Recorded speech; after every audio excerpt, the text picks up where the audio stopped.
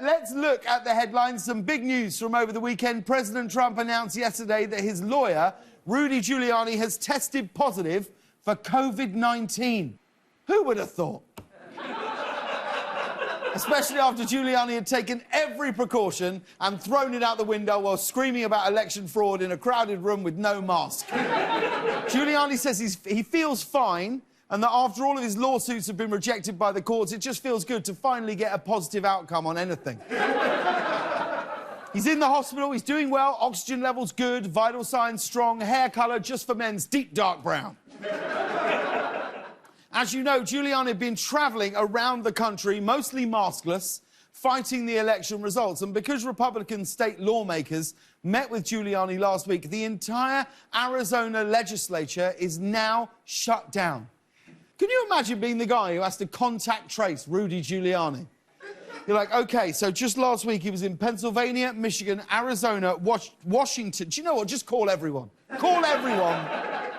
Here's a picture of Giuliani here, no mask, with Arizona Republicans just last week. And I think you can tell which of them already knows he just got infected.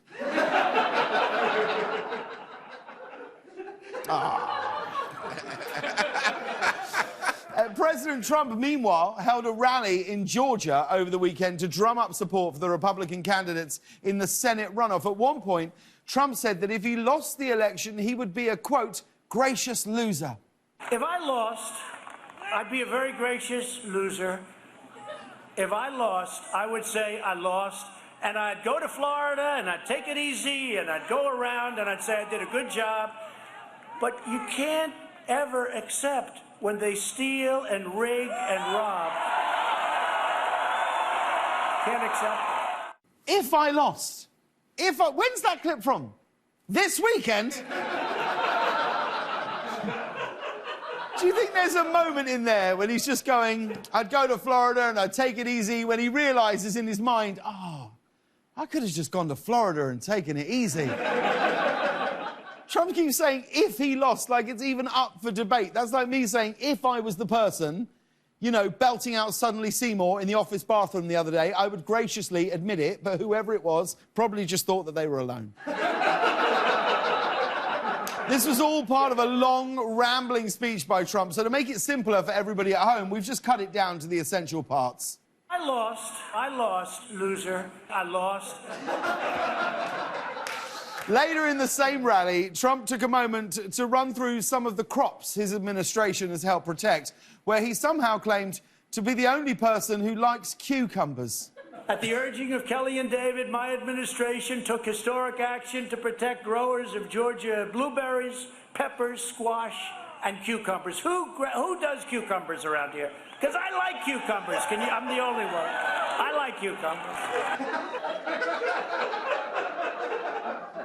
Who does cucumbers around here?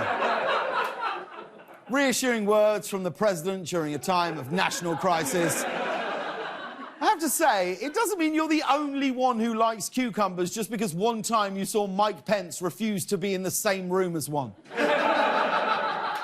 When I first saw this clip, I'll be honest, I saw this clip at the weekend, I got sad for a second because I realised that Trump's leaving office and we wouldn't have a president who just randomly goes off on tangents about cucumbers out of nowhere. And then I remembered that Joe Biden won the election, and if anything, there will be more cucumber tangents. And did you guys see this? President-elect Joe Biden just released a few details about his upcoming inauguration. He says for safety reasons, he's planning a virtual inauguration. I can't wait to see what fun backgrounds and filters he chooses. Can you? I think it'd be great. A virtual inauguration. Look, if it's even half as good as Holly Dolly Christmas last night on CBS, I am there. Biden also said that there won't be an inaugural parade. So it's basically, it's just going to be Joe Biden on an empty Pennsylvania Avenue showing everyone what his 67 Corvette can really do. I'd love that. Aviators on, just pulling some donuts. On the other hand, President Trump is reportedly considering doing the exact opposite. He says that he wants to hold a made-for-TV grand finale where he will leave the White House on Marine One, take a final Air Force One flight to Florida, then hold an in-person rally to compete for viewers with Biden's inauguration. And that's what being a gracious loser is.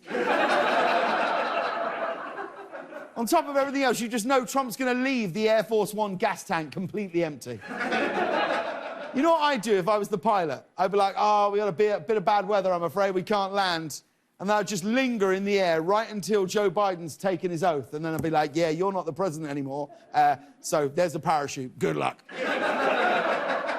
That I would watch on TV. Wouldn't you? Yes. Oh, yeah, like Eric and Don Jr. hanging out of a hot air balloon with a really long net. Like, we got you, Dad, you know? In other administration news, as you know, Trump's been criticising his Attorney General William Barr ever since Barr announced that there was no evidence of fraud in the election. And it's gotten so bad that Barr is apparently considering quitting over Trump's insults and bullying. So brave. So brave of Bill Barr to stand up for his values by giving himself an extra long holiday vacation. I love that he says she doesn't like Trump's bullying and insults. That's like saying, I like Mick Jagger, I just can't stand his singing and his confident strutting. But Bill Barr said he may quit before the holidays. On the bright side, he can now fully commit all of his time to doing appearances as a grown-up Ralphie from A Christmas Story.